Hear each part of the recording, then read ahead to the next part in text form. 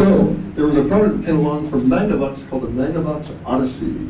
So, what impact did this have on everything? None whatsoever. Okay, next slide. Well,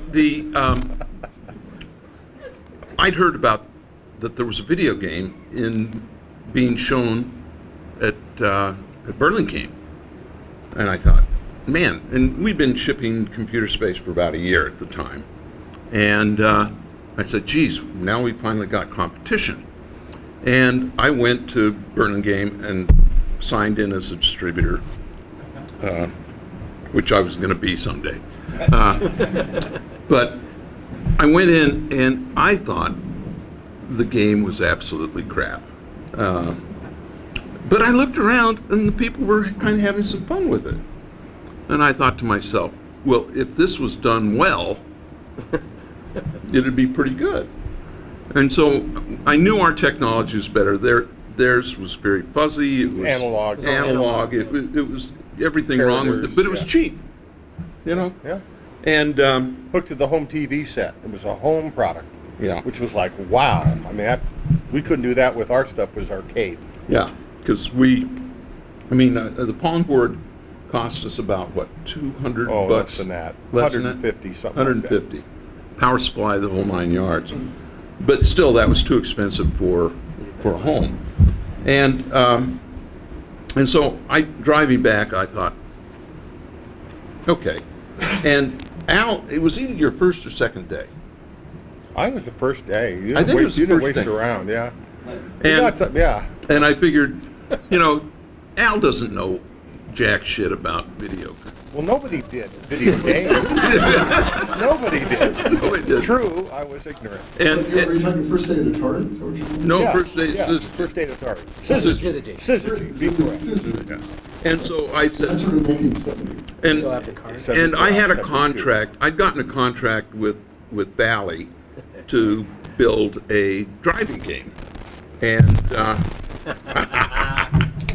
this is great. You got it. This is Syzygy business card. And so, but I felt that was going to be too hard as a learning project, so I told Al, do this ping pong game, Yeah, yeah. Oh, that's right. And you told me you had a contract from General Electric. You forgot about that? And it was a home product. And I'm going, holy shit, General Electric, a home product.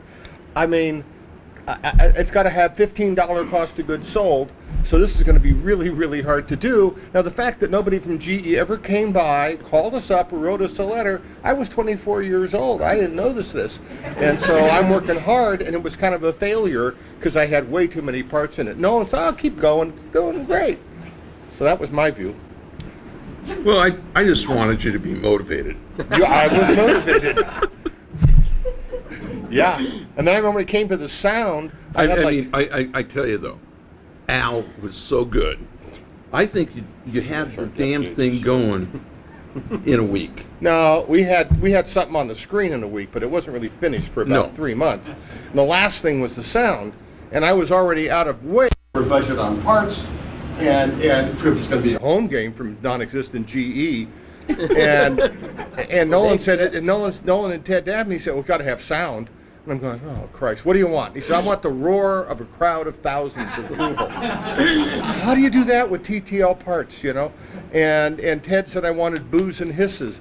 And I figured, okay, I'm over budget. We're behind time. So I just poked around in the vertical sync generator and found some tones that were appropriate. It took about an hour or two, gated them out, and said, there it is. And I said, if you don't like them, here's the wire wrap gun, and you do it. And so that was the sound, and I loved it because months later, this sounds were fantastic. And I said, see, Nolan, I told you I was right. Yeah. We were over budget. Well, the trick was that the game evolved and just got better and better. The first one. It didn't have speed up or any of that. Well, no, the first one is angle reflection, angle incidence, which says it was totally defensive. Yeah. And when the paddle got separated. Now, I've realized that my brain tends to take credit for things that I didn't do. No. No, don't I- tell I- me this. What happened? You're even taking credit of that. But I feel like that I suggested the splitting of the paddle, but I'm not sure, but that could have been. No, I it. think probably the reflections, the different angles off the front of the paddle. Yeah, and then I put in the speed up because we Right. discovered that at any one speed it was either too hard to get started or too stupid and wasn't any fun, so we added the speed up to it. And then Nolan said it had.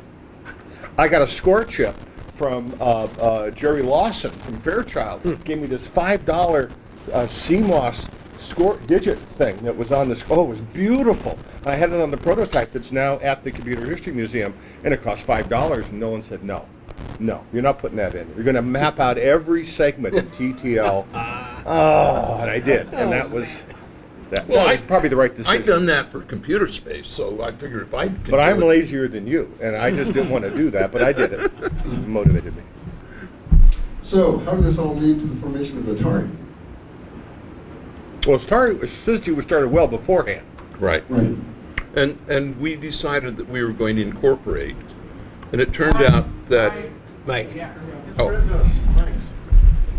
when we incorporate, when for we the wanted to video. incorporate, in those days it was snail mail. You'd send a list of names to the Secretary of State, and in a month they'd get back to you and say yes or no or what have you. And I think you're supposed to put 5 names.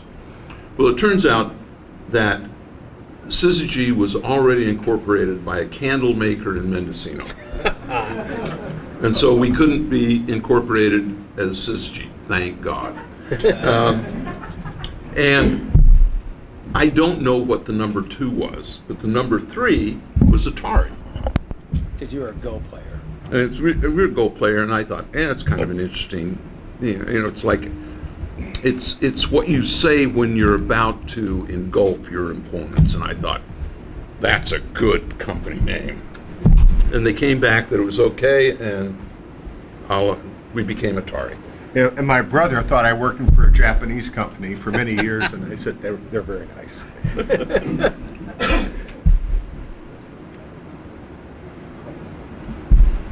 That was our place. Yeah. And then we knocked down the wall, Next knocked door, a hole, and expanded. And our first manufacturing was right next door. I think it was actually, wasn't it on Martin Avenue?